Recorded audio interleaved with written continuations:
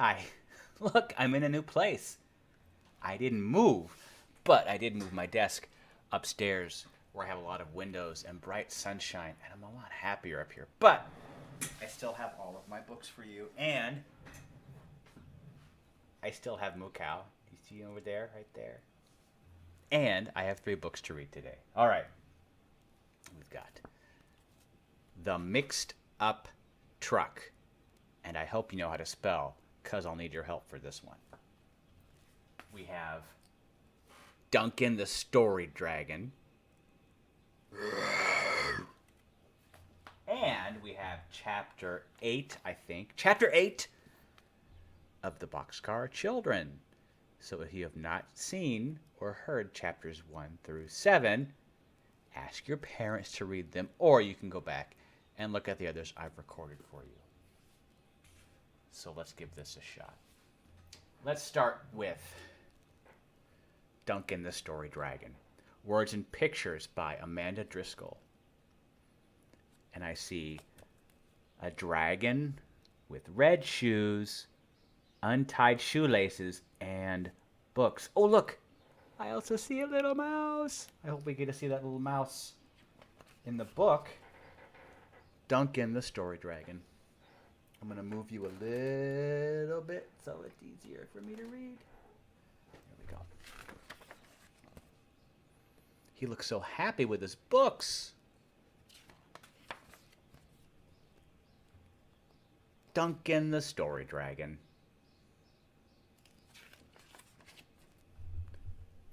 Duncan the Dragon loved to read.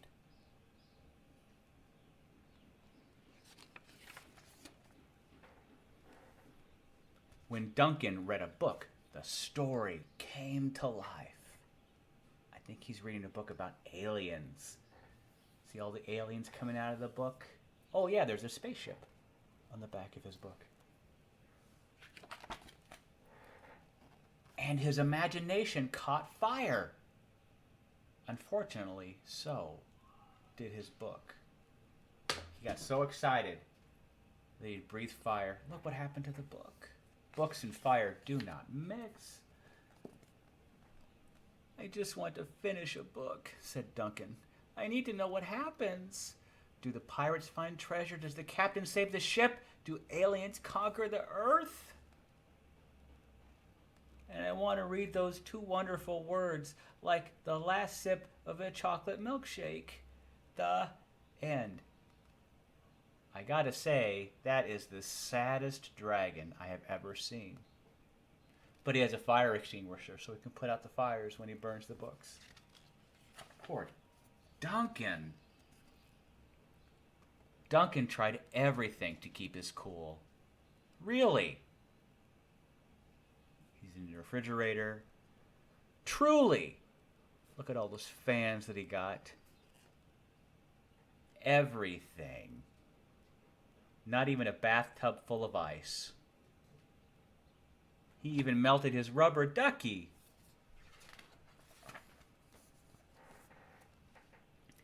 I have an idea, said Duncan.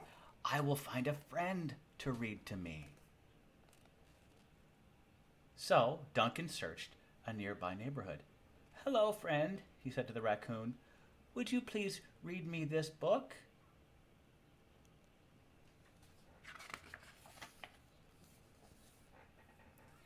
Whomp! Ooh, sorry. The raccoon just dove into the trash. Duncan explored an evergreen forest. Hello, friend, he said to a possum. Could you please read me this book?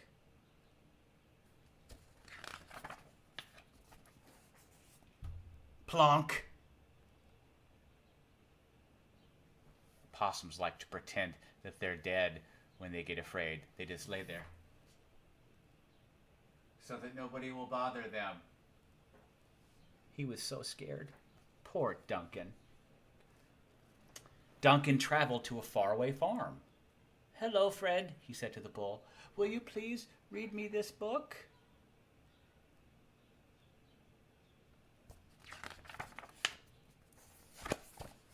Yow!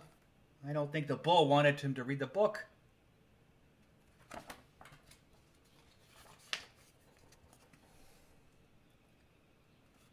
After searching the entire countryside, Duncan trudged back to his cottage.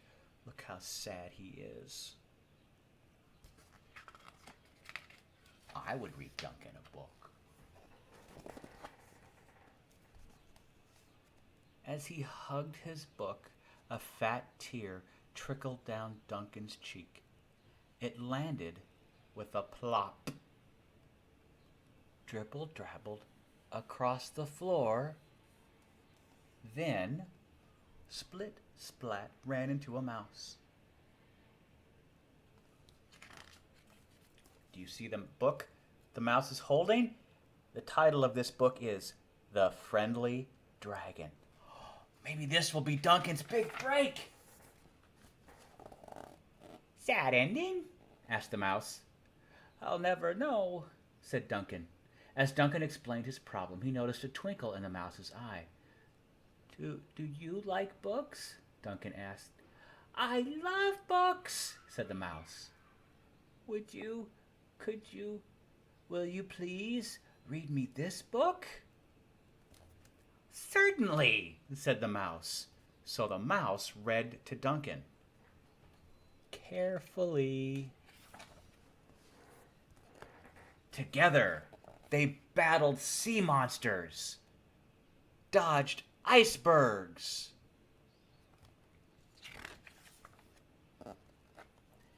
and discovered new lands full of puffins. That's a puffin. They took breaks for roasted hot dogs and toasted marshmallows.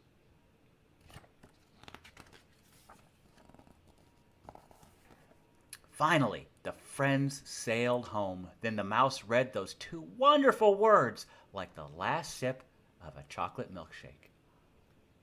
The end. But, actually, it was only the beginning. Because look at all the books they get to read together. And he had a chocolate shake.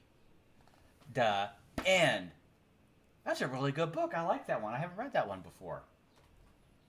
Next is The Mixed Up Truck. Do you know what kind of truck this is? This is a cement mixer. You pour the cement and the water into here, and this big barrel rolls and rolls and rolls and stops the cement from getting hard until you dump it and it makes a building. A mixed up truck. Now, you're going to have to help me with this story. You got to know your letters. I hope you know your letters. Otherwise, I don't know if I can read this book. The Mixed Up Truck, Words and Pictures by Stephen Savage.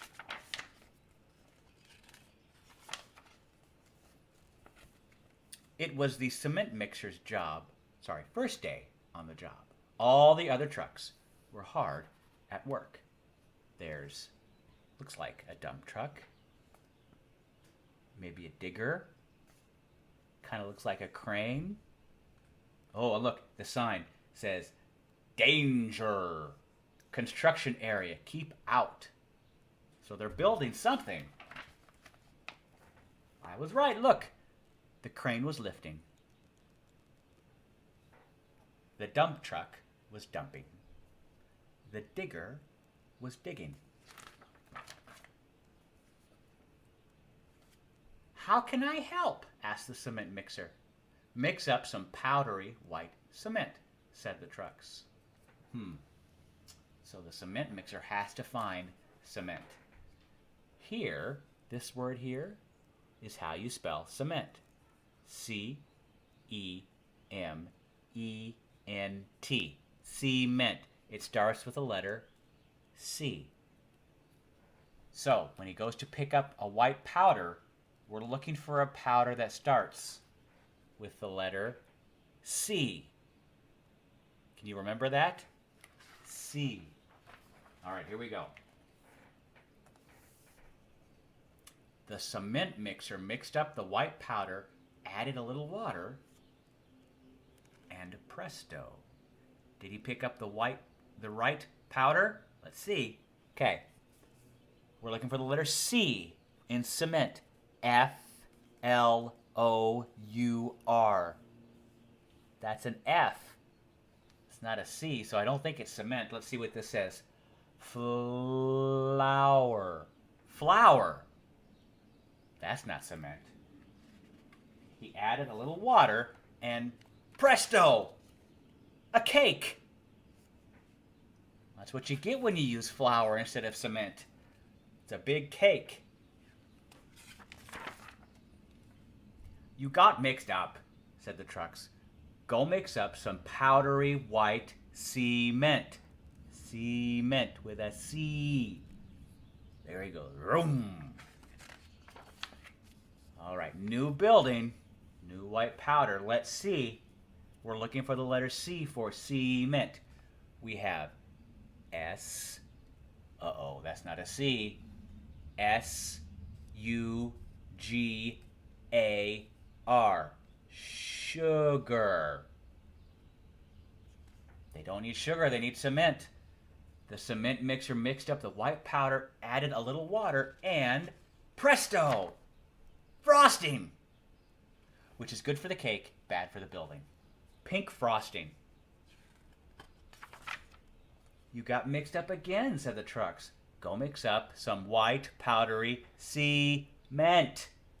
And look, the cake is melting in the hot sun, and they're covered in pink frosting. All right, here we go. We're looking for the letter what? Letter C for cement. Did he do it? Let's see. C, that's the right letter. C-E-M-E-N-T. Cement. Cement. Cement! He did it! The cement mixer mixed up the white powder, added a little water, and presto! A building! He did it! Everybody's happy now. Now the trucks were dusty and tired, but the cement mixer needed to go get one more load of white powder. Well, we don't need cement. We don't need flour and sugar anymore. They're dusty. They're dusty and dirty from making that building. What white powder do they need now? I'm stumped. Well, let's find out. So, it starts with the letter S, which is okay because we don't need cement anymore. S-O-A-P. Soap. Soap. Soap! He's getting soap. The cement mixer mixed up the white powder, added a little water, and presto! A bubble bath! Perfect. Oh, I was too loud. Now the trucks are sleeping. Night-night, trucks. Shh. The end. That was a good book, and you can spell pretty well. Very impressive. Okay, so the sun is up, and it's bright outside.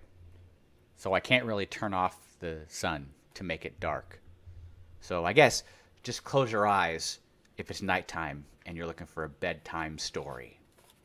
And you can pretend that it's dark. This is Chapter 8 of the Boxcar Children, A Swimming Pool at Last. Do you remember that they found a stream by the boxcar? And Henry said that Benny could help him make a swimming pool someday? I think it's going to happen. Here we go. Chapter 8, A Swimming Pool at Last. The Boxcar Children were so tired that they slept until 10 o'clock Sunday morning. When they woke up at last, they hurried through breakfast and went to work on the swimming pool. We'll make a dam across the brook, said Henry. Here is my cart, said Benny. I'll cart stones and logs in it. Good for you, laughed Henry. First, the 4 children went down the brook to look at the pool Jessie had seen. The water was quiet here, and there was clean sand all around the little pool. It's big enough for a swimming pool, Henry remarked, but I don't think it's deep enough. He put a long stick in it to see how deep it was. When he looked at the wet stick, he found that the water was about a foot deep. The swimming pool should be 3 times as deep, he said. Then it will be deep enough to swim in, and we won't be too deep for Benny. We'll build the dam here with logs and stones." While the other children started the dam, Jessie washed all their stockings. "We won't want our stockings on while we're working in the brook," she remarked as she rinsed them and hung them on the clothesline to dry, "so this is a good time to wash them." It was hard work building the dam, but the children liked hard work. Henry and Jessie pulled the logs to the brook, and Violet and Benny carried the stones with the help of the cart. Now and then Benny was called on to help with a heavy stone, but the two younger children carried most of them.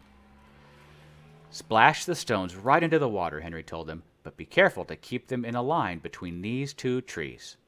The children watched with delighted eyes as the wall of stones under the water began to grow higher and higher.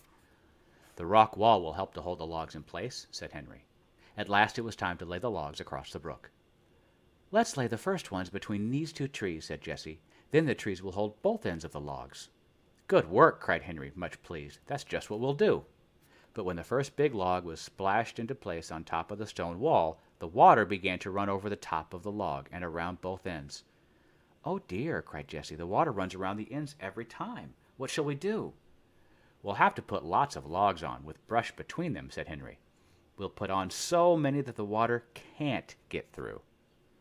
They laid 3 logs across, with 3 more on top of them, and 3 more on top of those. Violet filled her arms with brush and held it in place until each log was laid. Benny filled the holes at the ends of the logs with flat stones. Such wet children never were seen before, but the hot sun would dry them off, and no one cared. When the last 3 top logs were laid in place at last, the 4 tired children sat down to watch the pool fill. But Henry could not sit still as the water came higher and higher up the dam. "See how deep the pool is getting," he cried. "See how still it is." At last the pool was full, and the water came over the top of the dam and made another waterfall. "Just like a mill dam," said Henry. "Now the pool is deep enough for all of us to swim in." "You boys can have the first swim," said Jessie. "We girls must go and get dinner. We'll ring the bell when we are ready." That was very nice of the girls to do that for the boys. The boys splashed around the pool while the girls made a fire and hung the kettle of brown stew over it, stirring it now and then. Violet cut the bread, and then she got the butter, hard and cold, out of the refrigerator. When everything was ready, Jessie rang the dinner bell. This bell was only a tin can from the dump. Jessie had hung it on a tree with a string, and she rang it with a spoon. Then she got the ladle and began ladling out the stew. "That's the dinner bell," said Benny. "I know it is. Come, Watch. Don't you want some dinner?" Watch had had a swim, too. He came out of the water and shook himself. The 2 boys put on their dry clothes and went to Sunday dinner. "Let me ring the bell again," said Benny. "I like the stew even better today," said Henry, eating hungrily. "That's because we work so hard," remarked Jessie. "Let's go for a walk in the woods this afternoon." "Oh, let's!" cried Violet. "Let's go exploring again." The children washed the dishes and then started on their walk. As they went along, Watch began to bark. At first the explorers were frightened. "What is it?" cried Violet. "Maybe it's a rabbit," said Henry. Then they saw a hen running through the woods. Watch ran after her, but Henry called him back. There's Watch running after the hen. "Bawk, bawk, bawk, bawk, bawk."